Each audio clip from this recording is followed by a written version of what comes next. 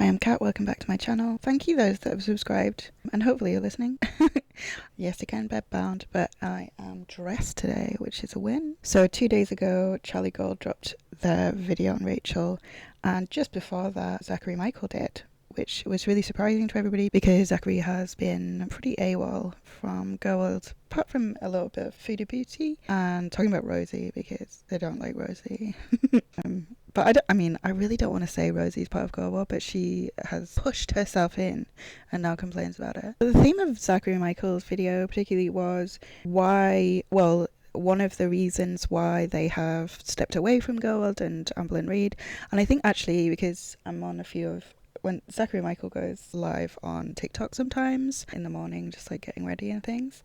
And it seemed to me that part of it was Amber's dark, right? And Amber really is quite relentless in reaching out to Zachary Michael. But the underlying theme within Zachary Michael's video is that they felt there is this growing trend in the ethics of how people are finding and receiving information. Essentially, the touching the poo phrase, which I find it really gross. That involves not just speaking to these people, but a level of manipulation, even when just being courteous, right? Just being cordial to get information out of somebody. And it's become, with Emily in particular, who is a death feeder, like, let's be real, it's very evident that they're a feeder. I don't know what Rachel's on about in their text messages. Rachel saying, oh, people were annoyed that people were upset that she's a feeder, but that's not looking true.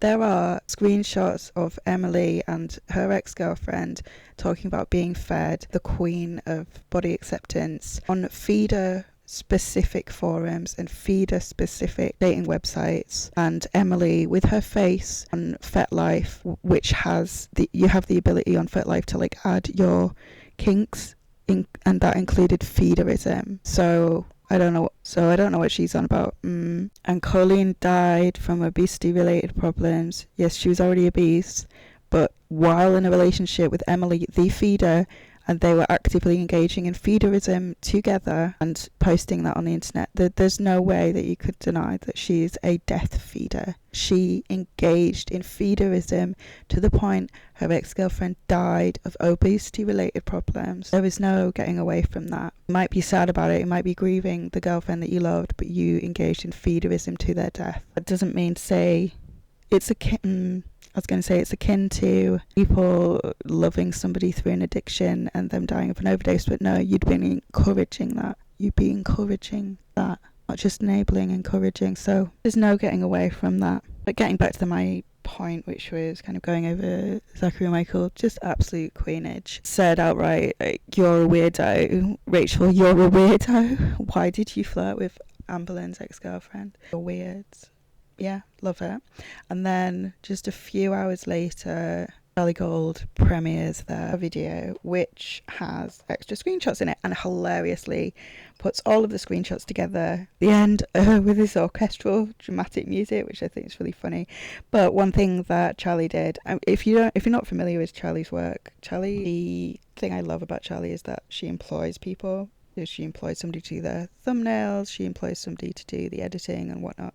The way in which she builds a narrative is not necessarily through commentary, but through finding clips and putting them in alignment and putting them next to each other as to build a narrative or suggest something with a small amount of commentary, which I really like. I think it's quite unique as well. One thing that Charlie did was use a lot of the content from the May video. So if you don't know, Rachel did a video in May. People were really upset about it because it was a private conversation between Emily and an unknown person, and the unknown person manipulated Emily into thinking that they were closer than they were, and that the underlying goal of this person was to find information about Amber and her relationship, and Emily alluded to Amber physically hurting her, which was the grabbing of the arm. People did not like the way this occurred. I wasn't really involved in watching Rachel that much at the time, and so it kind of bypassed me. I wasn't really aware of it, and so I hadn't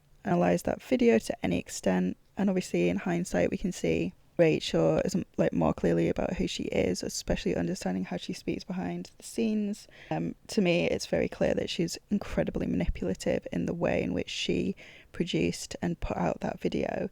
That video like is full of Rachel preemptively presenting herself as this naive person that just wanted a DV victim to be vindicated, and very clear she just wanted tea, and she got views right before she took that down. Also, on the side, I remembered recently that her video that she made all that money on, age restrictive, wasn't it? Because it's something she put in the thumbnail, which is hilarious to me. Hello, haha. So Rachel, I think yesterday, 17 hours ago. Hi all, I hope everyone is well. Now that Becca confirmed that they are happy to receive the money via PayPal, which apparently Beck said no, we've not actually had a communication, and I don't remember receiving anything. I believe Rachel reached out to her, but there was no need for that.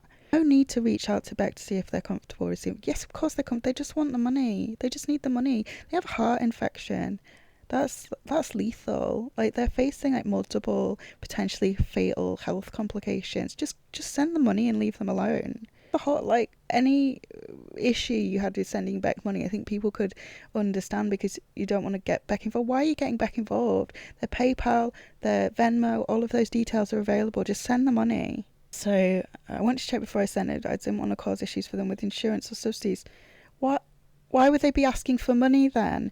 Please see below a screenshot of the payment made to Beck just now and a screenshot of me messaging them prior. I wish them safe surgery and a speedy recovery and all the luck in the world. I didn't intend to add for those asking. This is in the entire ad revenue from the video with no deductions, see above. I guess Rachel made enough money to be able to do this, and she's desperately buying her. So I guess it wasn't worth it, was it, Rachel? You know, the £5,000 for one video worth bombing your whole career, potential career on YouTube. I wonder as well if she has any other work, if she's doing anything else, you know, because, well, YouTube isn't guaranteed for anybody, but certainly your whole career on £5,000 as a one-off and not a regular income is crazy. I can see why somebody like Geordie, who potentially gets thousands in 1 2-hour live stream, would maybe be shady, but like coming your whole career over this and being smug about it over one video that you're then giving away all of the money is insane. You're delusional. To add, this whole situation has been my fault. I said catty things I shouldn't have about some of my fellow creators. I made inappropriate and flippant comments about the money I earned from my YouTube channel, when in fact I am overwhelmingly grateful for it, and for every single one of my subscribers. I also called DV related receipts tea, which I am sorry for. This doesn't align with your whole wonderful moral standing, does it? However, I don't believe this was DV. I mean, technically it was DV. I don't think Emily had cuts on her arm from Anne Boleyn. I don't think she faked nail marks either, but I think she very much exaggerated that whole situation from what Snowflake had said, and just the way she's changing like the language that she used around it. I think it was very much a thing that she could hold over Anne Boleyn's head and continue to talk about. So Anne Boleyn would be begging her to quit that. I think somebody like Emily enjoys that kind of power play. Clearly there's power play stuff involved in feederism, and she is a very dangerous person who I would not want to be involved with. And to a certain extent, I believe Amber when she talks about abusive this woman is. I offered to pay Emily when I should not have. It's not upfront with my viewers from the start about agreement which I made, and I am sorry for that. Yeah, there's a big difference though between paying somebody a flat fee for something, which I don't think many people would have a problem with, or it would be much more divisive, but conspiring with her to split AdSense money is very different. It's very different. It involves production. It does not involve just obtaining money for a flat fee. I mean, involve obtaining information for a flat fee. Involved the conspiring of somebody involved in that situation to juice in a certain way that would manipulate the audience into more views and therefore more AdSense. It's the difference between, like, when, I don't know if you know this, but it's thought of that not a documentary if you pay the people involved in it, because that becomes part of the production of, and that's the difference between reality TV and documentary. If you're being paid, then you're going to produce, I mean, even just having a camera or having any kind of limelight on you is going to make you behave in a different way. Like that's just normal human behavior. But if you, because you want to present your story, right, you want other people to empathize in getting into, this is anthropology, right, so I'm using my degree right now. I hope you really appreciate it. Forgot my point though, so fuck that, don't I? Paying somebody just potentially changes their behaviour and changes how they will behave. Paying somebody or involving them in the production of is different from paying somebody. So if you have somebody in reality TV and they're getting a flat fee, you can think about this in terms of, I mean, if you know anything about like the Real Housewives, a lot of them, some of them have been like very old school, they've been in it for years, and they become part of the production, and when they become part of the production it becomes theatre. So there's a difference between documentary and reality TV, and there's a difference between reality TV and theatre. When you're producing something like that and you're thinking about storylines and you're thinking about X and Y because you're trying to engage in getting an increased amount of revenue, that becomes an entirely different animal. Going back to the paragraph, I want to add that this situation has been my fault. It's okay. Yeah, I mean, all of the other people involved on that Discord are getting so much shit. I feel really bad for a lot of them. All Deets had done was jawbone. When I was looking at it more objectively, he's not actually said anything bad. I mean, if my friend was talking shit, I don't know if I'd try and get more information before calling them out on like small things that they'd said, and I don't think disliking other reaction channels is particularly an issue. I don't know if I'd call somebody out in front of a group either. So, I mean, how much shit are we going to give like the other people involved? I don't know.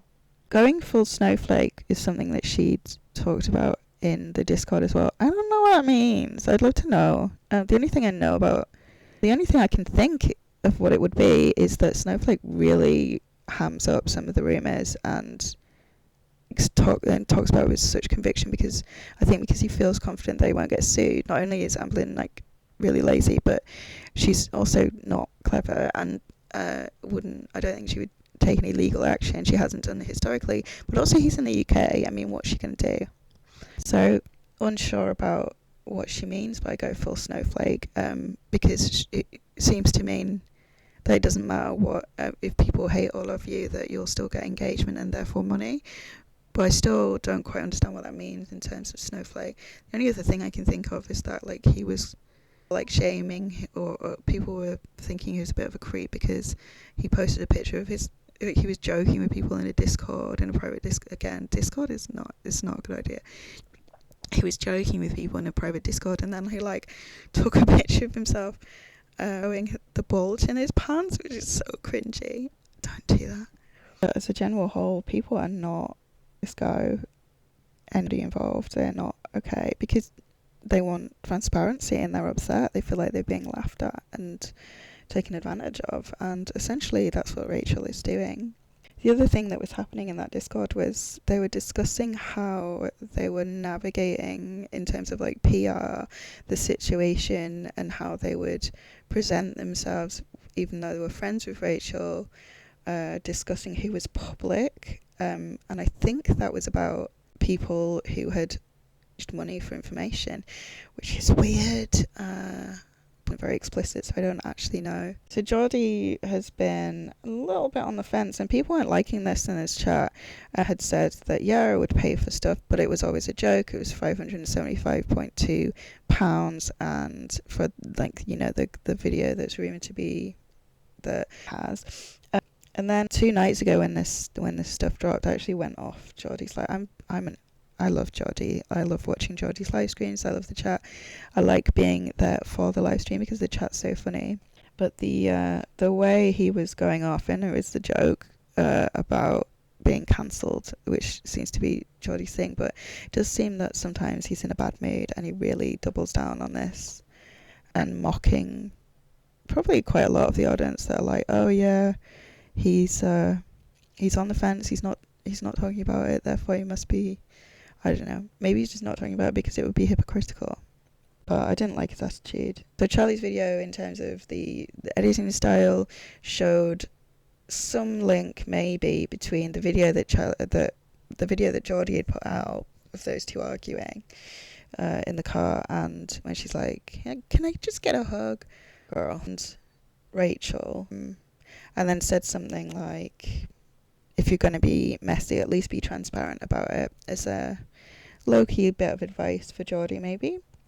I want to talk about Amber Lynn's attitude. So she seems happy right now, and I don't think that's because she's smug necessarily. I think it's because for the first time for a really long time, she's actually gossiping with her audience about something that's outside of her, and that she can be involved with enough that people want to engage with her. And so I think she's just genuinely happy with that, and I think when she's happy, she's much more honest. I was watching a Snowflake reaction to her latest live stream, and he was saying, "Who is this person? You know, the things she's saying make sense, and I agree with." And honestly, I don't think she's particularly. I think she's acting. I think that's her being quite genuine, but without any reason to really perform and mask. There's still manipulative language in that. The way that she's talking about Rachel, or they're just human, she just makes mistakes. It's trying to put Rachel and her on the same level. So the things that we're angry that she's done in her history could be human mistakes rather than abuse of actual people. So there's definitely that. But yeah, she just seems happier and more. There's less nonsense because she is engaging with the chat in a very different way. She's not talking about negative stuff about herself. She's engaging in gossip, and that's fun for her, and she's having fun, I think.